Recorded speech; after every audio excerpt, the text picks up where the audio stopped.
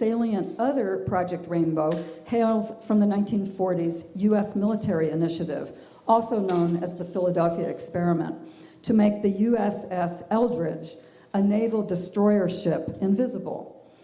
Officially, the Eldridge was engaged in experiments manipulating magnetic fields to render the ship invisible to underwater magnetic mines. Colloquially, the ship was also engaged in a visual disappearing trick using high-frequency generators to cause a mirage. My Project Rainbow aims to turn the mirage of cooperation into a visual reality. And then she compares these two projects in a sort of self-evaluation. Flow took place on a big freeway adjacent commercial sign for a large auto retail center.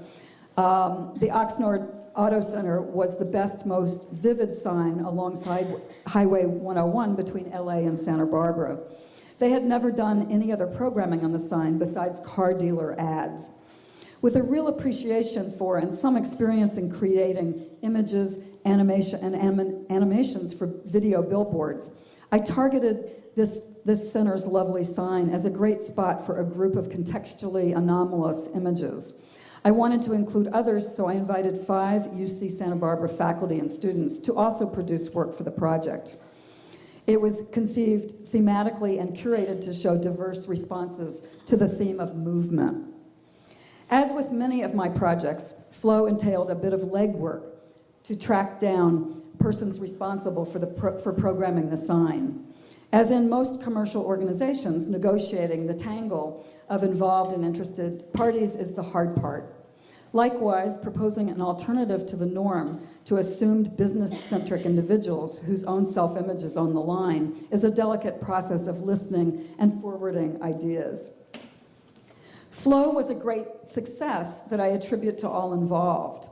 The incredibly diverse and, in the context of a car dealer sign, odd image sequences were truly spectacular. The surprising willingness of the Dealer Association to mount the project on their very prominent sign was amazing. And now she talks about Project Rainbow in comparison, which is still ongoing, and a project that needs the cooperation of strangers. Cooperation with me, the artist, and with each other as neighbors. Conceived as part of my ongoing investigation in the collision of perceptual phenomena and social conditions, the project aspires to encourage and facilitate neighbors to act together, or at least with each other in mind. Here, the liminal state of the home porch is enlisted as a live threshold. As the project develops, some iterations will be done with permission of the residents and some without. Each option has its allure and pitfalls. I can say that from the 5 neighborhoods I've done so far, all of which were approached as a permission situation, the pitfalls of asking citizens to cooperate are many. In these 6 recent iterations in Brooklyn and LA, I've been met with suspicion, curiosity, apathy, and enthusiasm, pretty much in that order. Logistics-wise, I spend time in a city looking for streets with contiguous housing that have reasonable, accessible porch lights. Choosing 6 neighbors, I knock on their doors to talk with them about the project and offer the bulbs. If no one is home, I leave a bag with the bulb on their door.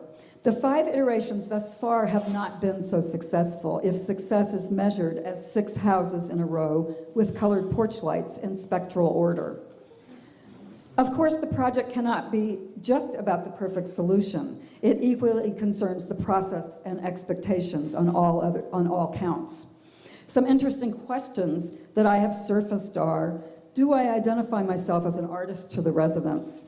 How do our assumptions about creative expression inform how we meet each other? How does architecture embody or produce social relations? Is there a distinction between rental and owner-occupied houses in that regard? Are residents more likely to participate as individuals, or is neighbor-to-neighbor communication more likely? Thus far, I have seeded 1 out of 5 neighborhoods. And it took, I have friends in one of those neighborhoods, it took 2 weeks for just one of their neighbors, in spite of communication between them, to put in a bulb. In general, I've had similar results in all 5 neighborhoods. 1 or 2 bulbs with little evidence of any cooperation or communication between neighbors. In one case, a resident I spoke with who changed out his porch bulb to the one I gave him as we were talking, changed it back to his standard white bulb in the following evening. Those colors are subversive.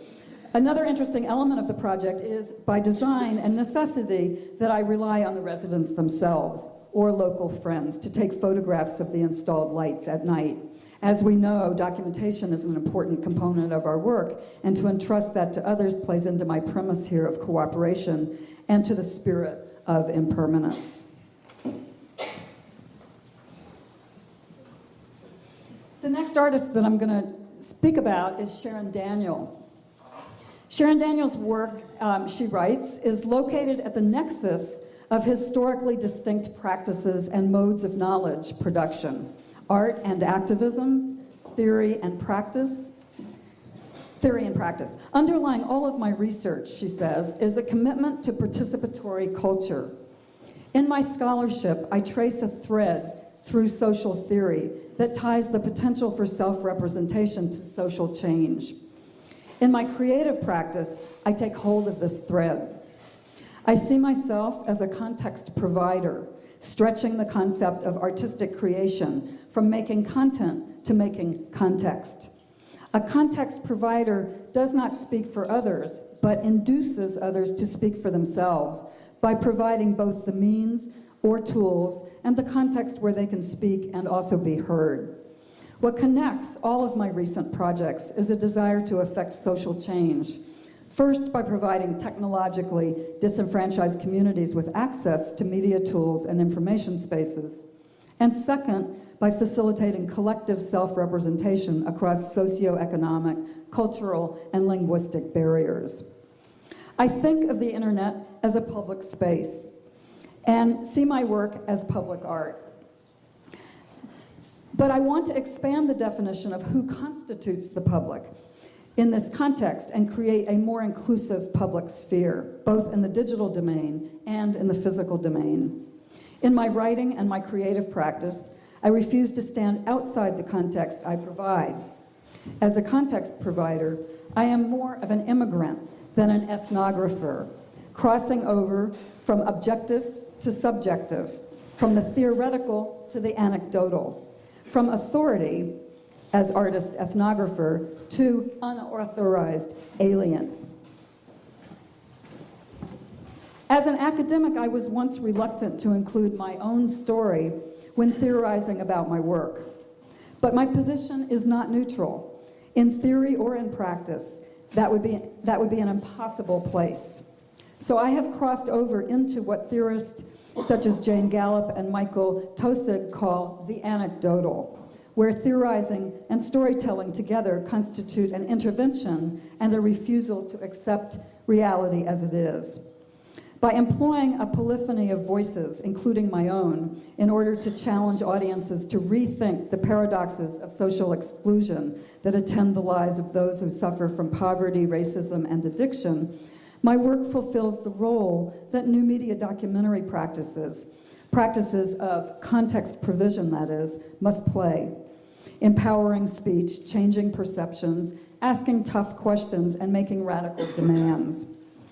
To understand my projects as works of art, one must move from questions of aesthetics, what is beauty, or ontology, what is art, to questions of pragmatism, what can art do?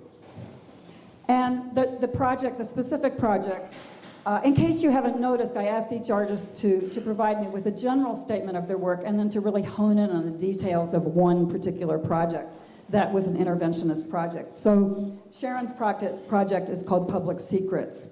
And I'm going to play a short video segment that actually introduces you to the piece really well.